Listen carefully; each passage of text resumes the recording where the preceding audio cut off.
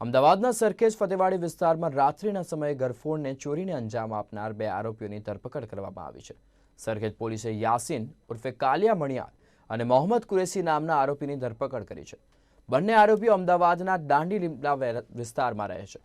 આરોપીઓને પોતાના મોજશોખના પુરવાર કરવા માટે ઘરફોડની ચોરીને અંજામ આપતા હતા। જે આરોપીને 13,000થી વધુના મુદ્દામાલ સાથે ધરપકડ કરીને વધુ તપાસ હાથ ધરવામાં આવી છે।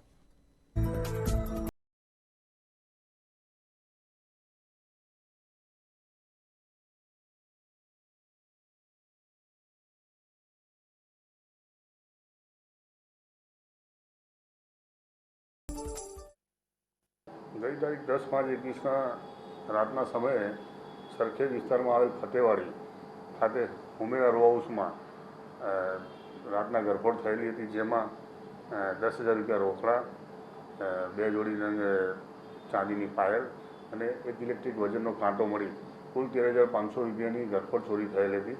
જે ચોરી સરખેજ પોલીસ સ્ટેશનમાં દાખલ થતાં સરખેજ પોલીસ દ્વારા ડિટેક્ટ કરવામાં આવી છે, જેમાં આરોપીઓની ધરપકડ કરવામાં આવી છે। જેમાં આરોપીઓ 2 છે, જેનું નામ છે યાસીન ઉર્ફે કાલિયા રફીકભાઈ મણિયાર, રહેવાસી દાંડી લીમડાનો છે।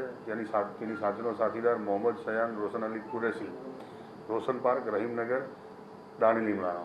આ બંને ઇસમોની ધરપકડ કરી આ ગુનો ડિટેક્ટ કરવામાં આવ્યો છે અને મુદ્દામાલ રિકવર કરવામાં આવ્યો છે।